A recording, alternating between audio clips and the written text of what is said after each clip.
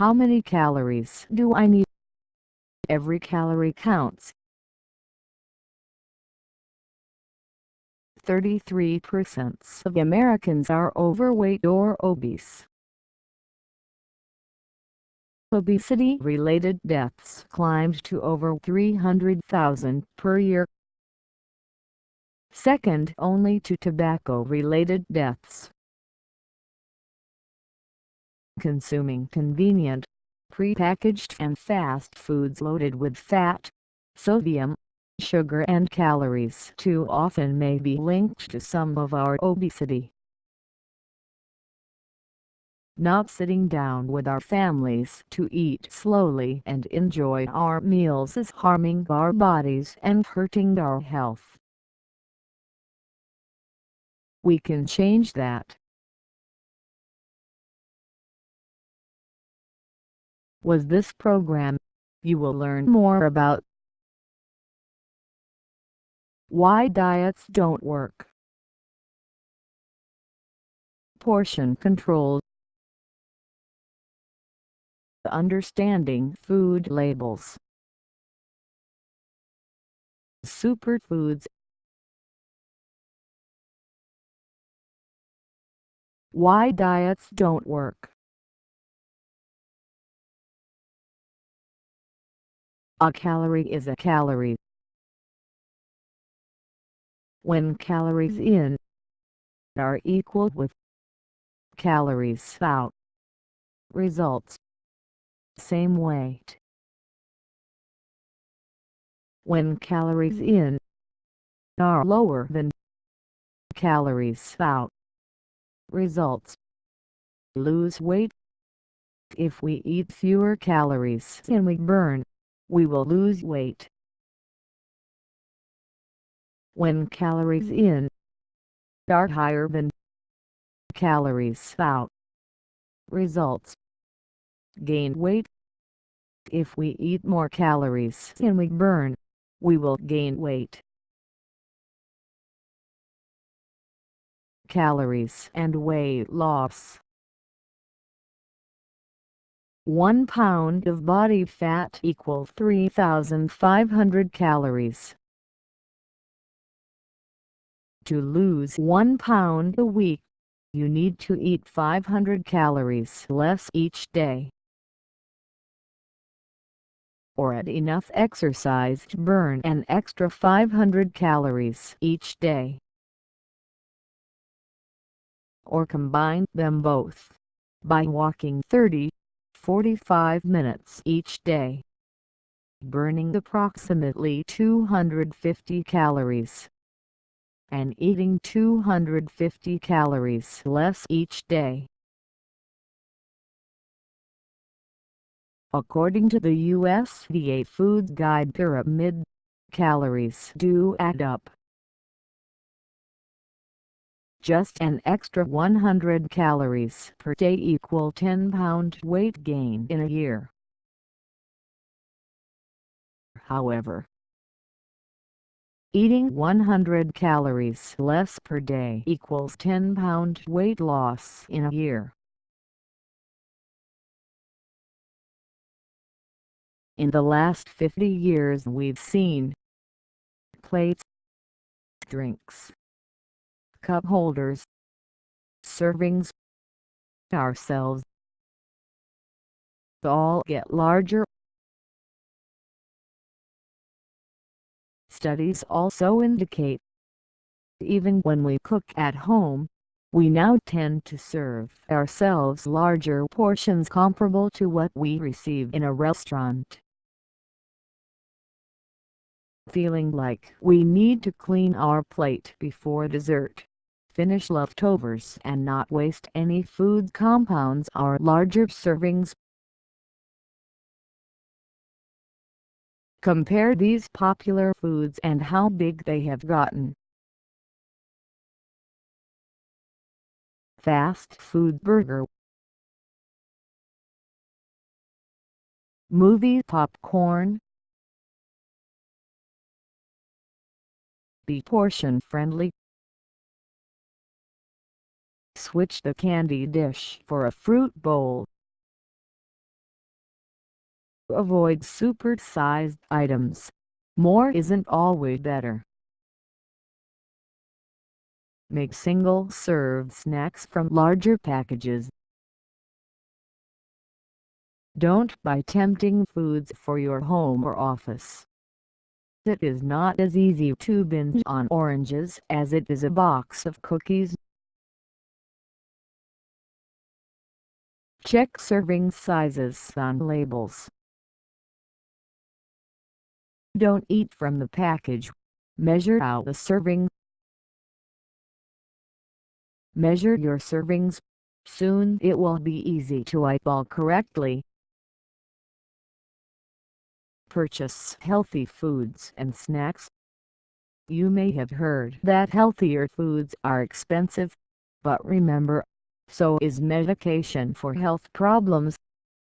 Look for sales on produce and check your local farmers market for deals on fresh veggies and fruit. Slow down and enjoy each bite.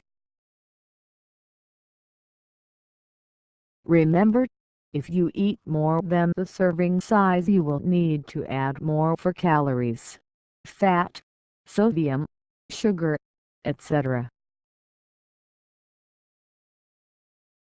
Help to control your portion by measuring out food and putting the rest away. Account for what you actually eat. Do the math for correct caloric intake. Nutrition facts.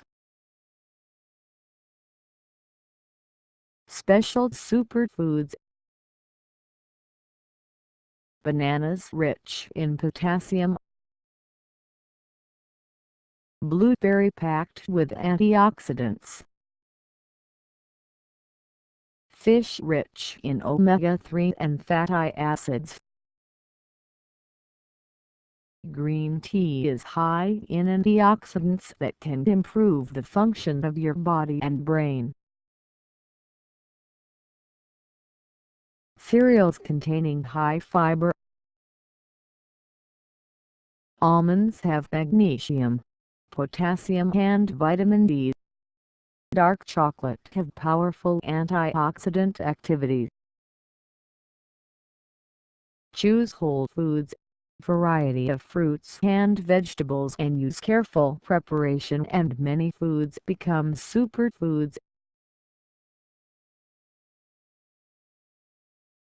Family matters. Serve children portions for their size. Children do not need an adult-size portion. Stock up on nutrient-dense food. Know what your kids are eating at school. Whether you pack lunch or eat at school, talk to your children about a well-balanced meal. Make sweets a treat. Ditch the drive-through and get your kids to help with meal preparation. Decrease screen time. Model healthy eating and help children make choices for healthy eating. Shake it. Get moving and get active with your kids. If you make every calorie count, you can easily make the changes necessary to take greater control of your health. Hundreds of thousands of deaths in the United States every year are attributed to obesity. Now, overtaking smoking is perhaps the main preventable cause of illness and premature death. In particular, excess body fatness is an important cause of most cancers, according to a meta-analysis of studies done to date. For some cancers, about half of cases may be attributable to just being overweight or obese. What's the connection, though? Why do individuals who are obese have increased cancer risk? To answer this question, we must consider the biochemical consequences of obesity, like IGF-1, insulin-like growth factor 1, is a cancer-promoting growth hormone associated with a variety of common cancers in adults, as well as children.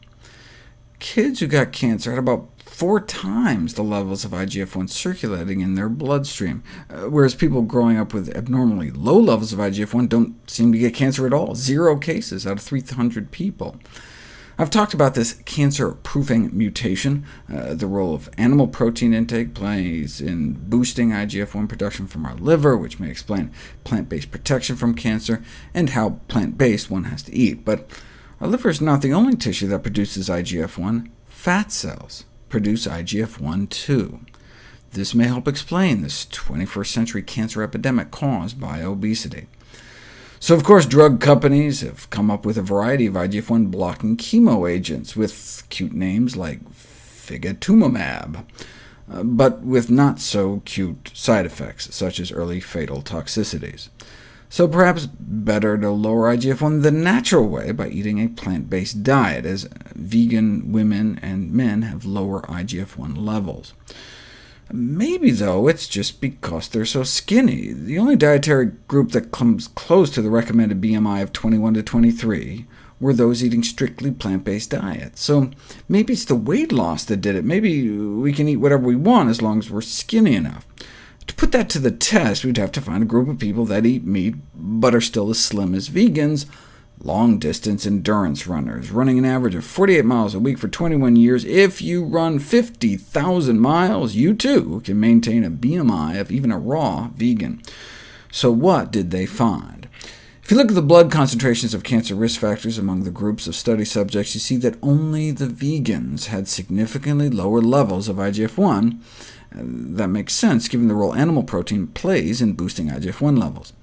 But the vegan group didn't just eat less animal protein, they ate fewer calories, and in rodents at least, caloric restriction alone reduces IGF-1 levels.